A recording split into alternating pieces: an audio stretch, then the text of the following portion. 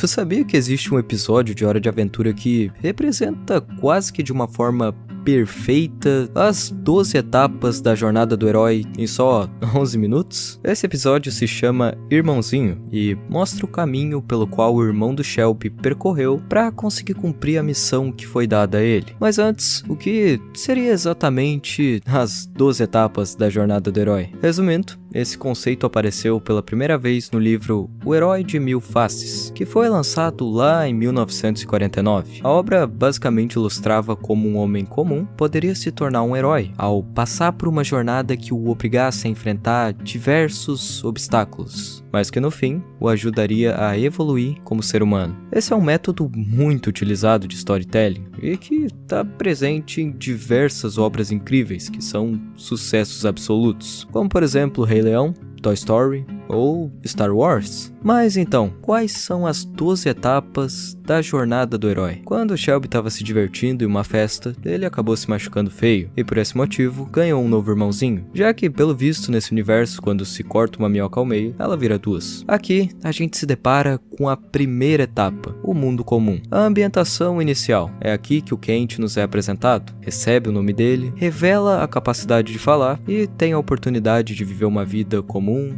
e monótona ao lado do irmão. Só que quando Shelby pede algumas dicas de como ser um bom irmão mais velho pro Jake, o mesmo responde que isso era fácil, bastava entregar uma arma pra ele e dizer que precisava bater nos bandidos. E, bom, eu acho que isso não é o que um bom irmão mais velho ia dizer, mas tudo bem. Por esse motivo, o Shelby dá uma espada ao Kent e o orienta a ir atrás de bandidos para derrotar, fazendo com que ele abandonasse a vida monótona e fosse atrás de cumprir essa missão, consequentemente, nos levando até a segunda etapa da jornada, o chamado A Aventura. Uma missão que o tira do seu mundinho comum e da sua zona de conforto, um desafio relacionado a algo importante para ele, que queira muito conquistar, e que o obrigue a experimentar coisas novas. Logo depois do Kent entrar na árvore, ele se depara com um rato do mal comendo as raízes e tenta lutar com ele, porém acaba sendo nocauteado e acorda totalmente machucado em um lugar desconhecido. E é aí que dois novos personagens surgem, o Barba de Folha e o Ferreiro. O Barba de Folha explica que tinha o encontrado desmaiado nos túneis, e também um alerta sobre o maligno Rei Rato, um grande bandido que chegou por ali e que estava destruindo o lar deles, comendo as raízes da árvore. Só que, por mais que o Kent quisesse derrotar ele, não seria capaz de fazer isso agora, porque a espada que levava consigo tinha sido completamente destruída na última luta, o deixando sem saber o que fazer para continuar, o que nos leva diretamente à terceira etapa, a recusa do chamado. Aqui, o nosso herói se vê diante de um grande desafio pela frente, algo muito perigoso, e é natural que surjam problemas, medos, hesitações e conflitos interiores. Por mais que surja uma ansiedade para realizar a missão que recebeu, alguma coisa o bloqueia,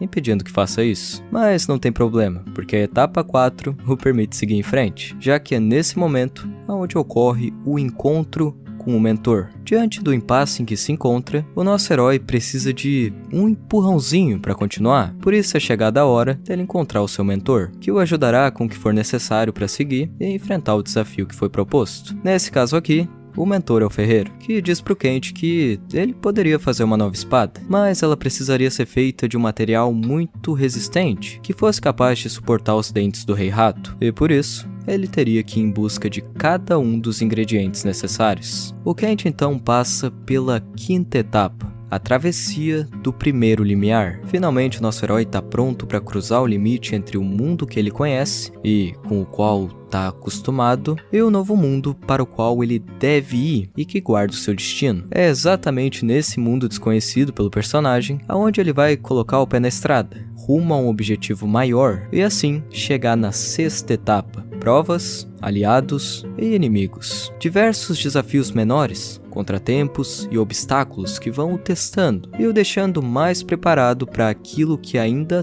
tá por vir. Durante esse período, Kent se aventurou indo a vários lugares diferentes no Salgueiro e encontrando personagens que o ofereceram testes e provas para que pudesse conseguir cada um dos materiais necessários para a construção da nova espada. E assim, depois de obter tudo o que precisava de cada um deles, ele retornou até o ferreiro com a sua primeira missão cumprida, chegando até a sétima etapa da jornada do herói, a aproximação da Caverna Secreta, onde ocorre, digamos assim, o recuo do mar antes do tsunami. Nesse ponto existe uma espécie de pausa, onde o nosso personagem retorna ao enfrentamento daqueles problemas e medos que o impediam de iniciar sua jornada antes, e assim se prepara para aquilo que ainda tá por vir, e que é muito maior do que tudo isso. A próxima e oitava etapa seria a aprovação, uma espécie de morte pela qual o nosso herói precisa passar para cumprir o seu destino, enfrentando um conflito interior que tem um grande significado de transformação, e por isso é comparado com a morte e a ressurreição para uma nova vida. No entanto, o Kent já passou por essa etapa antes, quando cumpriu a primeira missão dele. Cada um dos guardiões daqueles materiais que precisava o ofereceu algo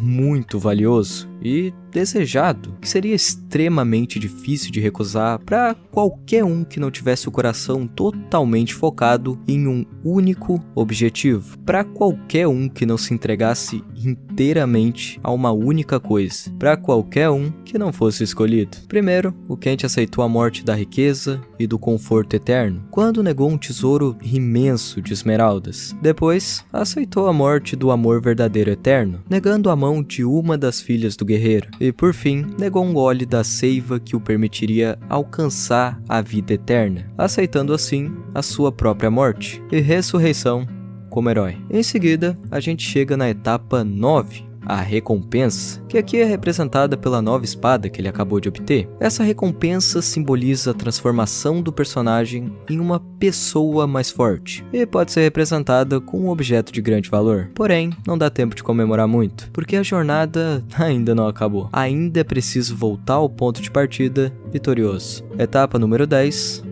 O caminho de volta. Esse caminho já não oferece mais tantos perigos ou provações. Ele, na verdade, é marcado por um momento de reflexão. A sensação de medo ou perigo iminente é substituída por algum outro sentimento. No caso do Kent, a satisfação proporcionada pela breve sensação de felicidade, vendo o que ele tinha se tornado naquele momento. Etapa número 11. A ressurreição. Basicamente, o ponto mais alto da nossa história. A batalha final épica, onde parece que não vai ser possível vencer. Porém, esse é um desafio que vai muito além da vida do herói. É algo que representa um perigo ou dano para todas as pessoas à sua volta. Se ele perder, todos sofrem. Se o Rei Rato não fosse derrotado, a Árvore da Vida iria morrer. Nesse ponto, o inimigo é finalmente destruído, e o nosso personagem então renasce para uma nova vida totalmente diferente e transformada para todos. A etapa número 12 chega para marcar o fim da nossa jornada. O retorno com o Elixir. Chegou o momento do reconhecimento do nosso herói. A volta ao seu local de origem simboliza o seu sucesso, conquista e mudança.